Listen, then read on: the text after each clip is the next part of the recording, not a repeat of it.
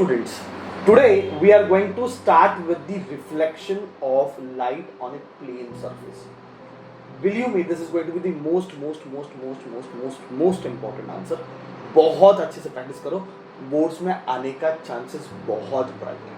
Okay, तो बहुत अच्छे से प्रैक्टिस करो. और इसमें भी क्या है, कंस्ट्रक्शन है, और जो भी चीजें कंस्ट्रक्शन है मैं आपको लाइव करके बता रहा हूँ कि how you are going to solve it. Okay, तो let us start. Reflection of a plane wave front. Okay, अभी एक रिफ्लेक्टिंग सरफेस लेते हैं. चलो चालू कर दिया हमने. अभी एक रिफ्लेक्टिंग सरफेस लेते हैं. तो रिफ्लेक्टिंग सरफेस कौन सा है? मिरर हो सकता है. ठीक है, तो चलो एक रिफ्लेक्टिंग सरफेस लेते हैं. स्मूथली आप इसको ड्रॉ करो बहुत अच्छे से, कोई टेंशन मत लो, कोई घाई मत करो. ओके, तो मैंने एक रिफ्लेक्टिंग सरफेस ले लिया. Okay, and let me call this as mirror और समथिंग एल्स. यहां से रिफ्लेक्ट होता है, दैट इज एक्स वाई. तो रिफ्लेक्टिंग सरफेस एक्स वाई ले लिया और एक प्लेन वेव फ्रंट ले लो. ओके, एक प्लेन वेव फ्रंट ले लो. ओके, अभी एक प्लेन वेव फ्रंट जब मैं ले रहा हूं, चलेगा ये वाला, इसको हम नाम देते हैं ए और इसको हम नाम देते हैं B. And this wave front is bounded by two rays. मतलब ऐसे बहुत सारे रेज है, इनफाइनाइट रेज होते हैं, आपको तो पता ही है. ओके, थोड़ा ये ऐसा सीधा आना चाहिए. तो ये ऐसे दो बाउंडिंग रेज ही बताने हैं सिर्फ. ओके, बाउंडिंग मतलब बाउंड्री पे जो रेज है ना, वो मैं आपको दिखा रहा हूं. चलेगा?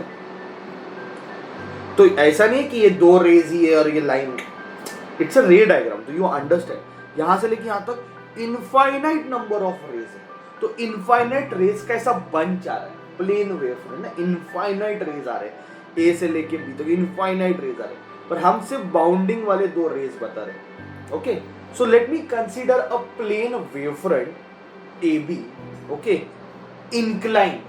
ओके, इंक्लाइंड है, मतलब ऐसा टेढ़ा आ रहा है, and they are approaching towards this plane surface. ये जो अपना रिफ्लेक्टिंग सरफेस है उसके तरफ वो अप्रोच हो रहा है. तो जो मैं बोल रहा हूँ ना, वही आपको डिस्क्रिप्शन में लिखना है. तो वो सारी चीजें आपको नीचे डिस्क्रिप्शन में मिल जाएगी कि आंसर कैसे लिखना है. मैं यहाँ पे सिर्फ आपको मेन पॉइंट कंस्ट्रक्शन बताऊंगा और प्रूफ पार्ट बताऊंगा. सो चलो स्टार्ट करते हैं. Consider plane wave front A B and this plane wave front is bounded by two rays, जो मैंने यहाँ पे दिखाया. और टू रेज नहीं है, इनफाइनाइट नंबर ऑफ रेज है. यहां से लेके यहां तक इनफाइनाइट नंबर ऑफ रेज है, और वो ऐसे ऐसे अप्रोच कर रहे हैं, ऐसे ऐसे ऐसे ऐसे जा रहे हैं आगे. बराबर है? तो चलो सबसे पहले इस सरफेस पे कौन पहुंचेगा. तो देखो, ये वाली रे पहले पहुंचेगी, ऐसे आएगी और यहां पे ऐसे इस पॉइंट पे आके स्ट्राइक करेगी. Let this point be A1. क्या लिया? A1. तो सबसे पहले तो ये रे पहुंचे, क्योंकि इंक्लाइंड है तो ये रे पहुंचेगी, फिर उसके बाद सेकंड ये, उसके बाद वाली ऐसे ऐसे सारे रेज ऐसे धीरे धीरे आएंगे. पर सबसे पहले वाली जो रे यहाँ पे पहुंचेगी वो फर्स्ट रे जो ए से पास होगी, तो A डैश पे पहुंचेगी.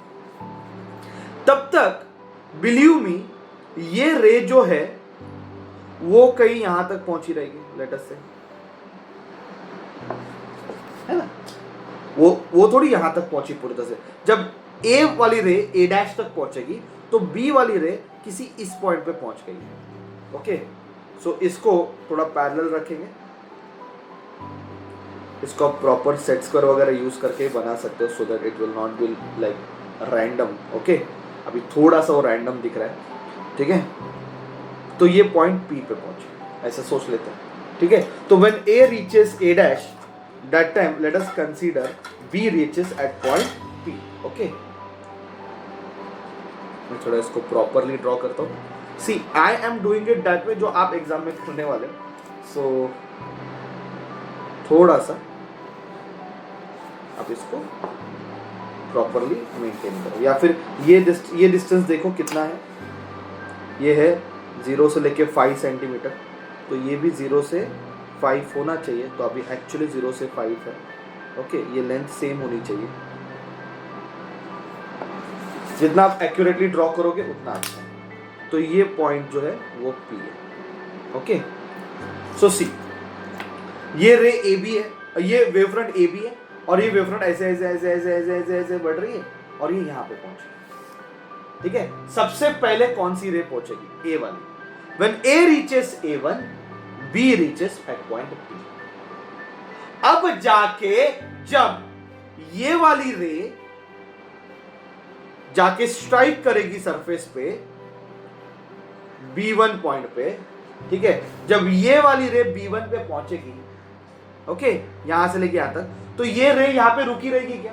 वो कैसे वेट करेगी क्या? हाँ चलो एक काम करते, ये जब तक यहां तक नहीं पहुंचते मैं यहां पे रुकी रहूंगी। नहीं, फर्स्ट रे आई, रिफ्लेक्ट हो गई, दूसरी रे आई, रिफ्लेक्ट हो गई, तीसरी रे आई, रिफ्लेक्ट हो गई। कोई रे वेट नहीं करता है। तो ये सबसे लास्ट वाली रे जो बी से पास हो रही ना, वो सबसे लास्ट वाली रे। तो ये जब पी पॉइंट तक पहुंची, ये बी वाली रे पी पॉइंट तक पहुंची, तब तक ये A1 ने रिफ्लेक्ट करना चालू कर दिया था। समझ में आ रहा है? तो when this ray reaches from P to B1, तब तक ये रिफ्लेक्ट हो गई है और रिफ्लेक्ट होके स्प्रेड भी हो गई है। बात समझ में आ रहा है? रिफ्लेक्ट होके स्प्रेड भी हो गई है। तो कितनी स्प्रेड हो गई? कहां, मतलब यहां से ये जो रे रिफ्लेक्ट, क्योंकि अभी सिर्फ दो रेस पे बात करें, ये दो, बाकी सारे रेस, बीच वाले रेस को अपन कंसीडर भाव ही नहीं दे रहे। तो जब ये यहां पे पहुंचा तो ये इधर तक पहुंची, तो ये सेकेंड रे जो लास्ट रेस एक्चुअली जो P से B1 पहुंची, तब तक ये रिफ्लेक्ट होके कहां पे चली गई? अभी लेट अस फाइंड इट, अभी वो फाइंड करते हैं। ठीक है, सो टेल मी, P से लेके B1 तक, P से लेके B1 तक डिस्टेंस कितना है? Suppose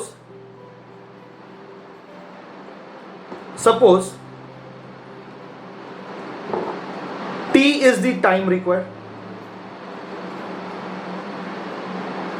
from P to B1। तो P से B1 आने को टाइम लगा T, और अपने को लाइट का स्पीड तो पता है c होता है, therefore डिस्टेंस कितना रहेगा? डिस्टेंस होगा CT। तो ये जो PB डिस्टेंस है वो CT है। कितना है? CT। तो इसको मैं रेडियस लेता हूं, इसको मैंने रेडियस ले लिया, यहां पे रखा, और एक सेमी सर्कल ड्रॉ करो।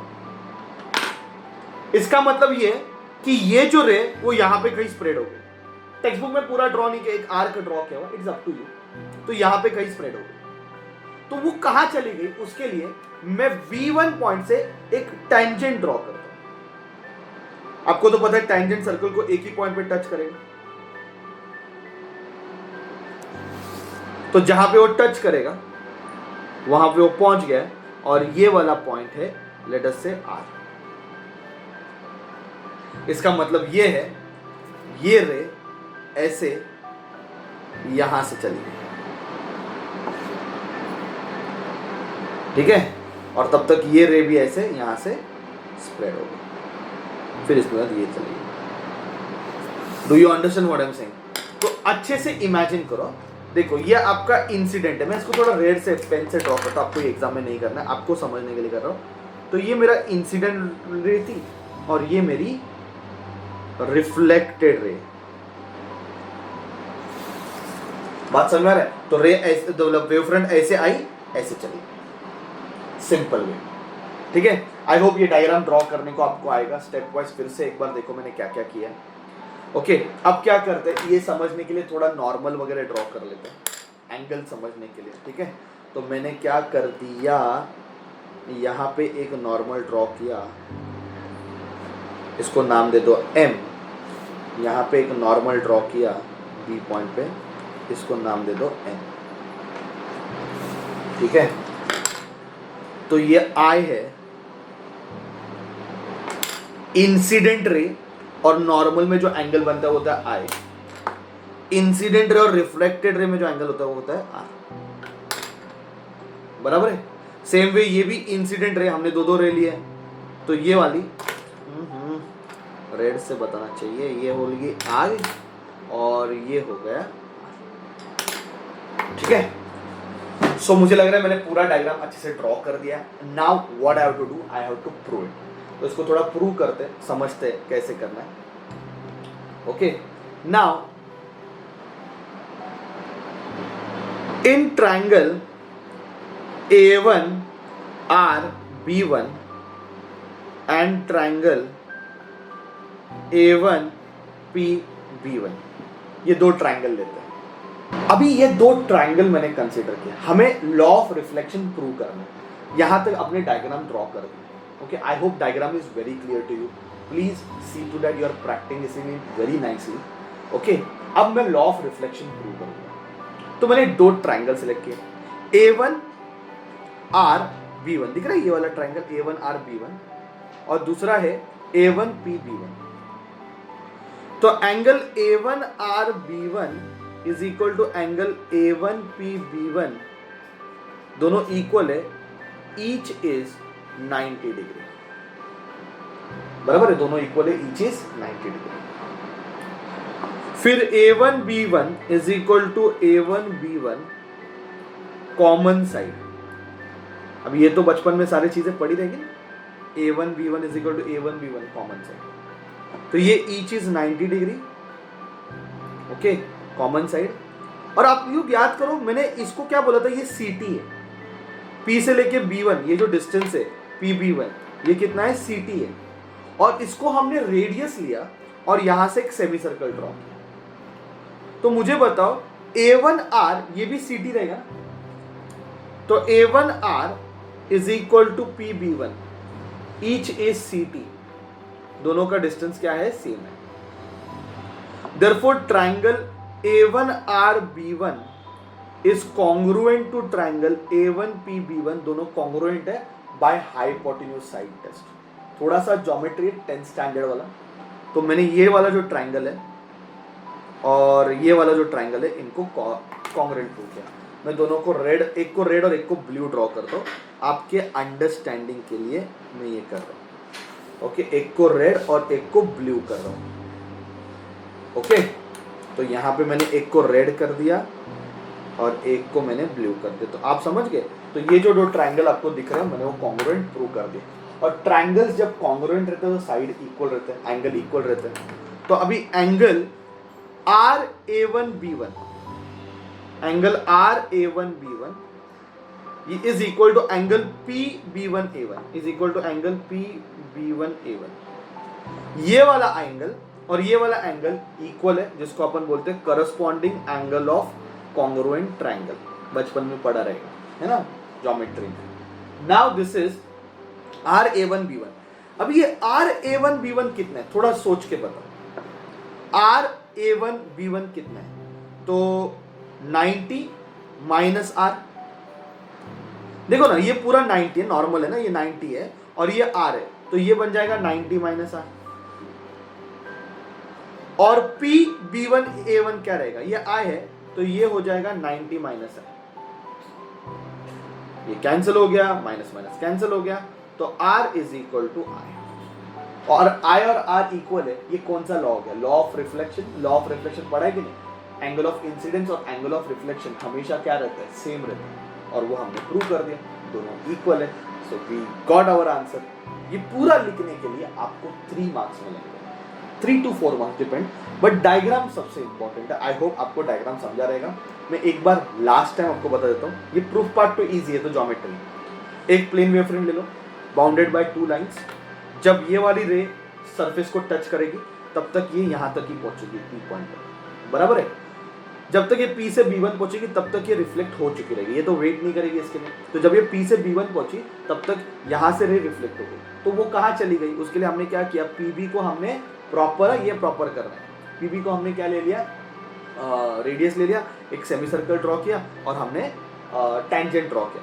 जिस टेंजेंट को ये जो टेंजेंट जहाँ पे कट करेगा वहाँ से वो रे पास होगी, तो ये रिफ्लेक्टेड रे रेड वाली, और वो इंसिडेंट रे, तो ये इंसिडेंट वेव फ्रंट, ये रिफ्लेक्टेड वेव फ्रंट। ये थोड़ा डायग्राम आपको अच्छे से ड्रॉ करना पड़ेगा। आई होप बाकी आपको समझा रहेगा। मैंने आपको करके बताया कंस्ट्रक्शन, क्योंकि अगर मैं बोर्ड पे पढ़ाता तो मेरे ख्याल से वो रैंडम हो जाता था। तो मैंने ऑलरेडी एक्चुअल में आपको करके बताया कि कैसे इसमें आने वाले हैं, और डेरिवेशन पे भी यहाँ पे बता दिया, डिस्क्रिप्शन में आंसर लिखा हुआ है। सिर्फ डायग्राम भी 2 मार्क के लिए पूछ सकते हो। So you have to prepare this answer very nicely my dear student, क्योंकि एग्जाम में आने का ब्राइट चांसेस है, ब्राइट चांसेस है। तो मस्ट मार्क करके रखो, इंपॉर्टेंट है, अच्छे से करके जाना, ठीक है। Thank you very much my dear students.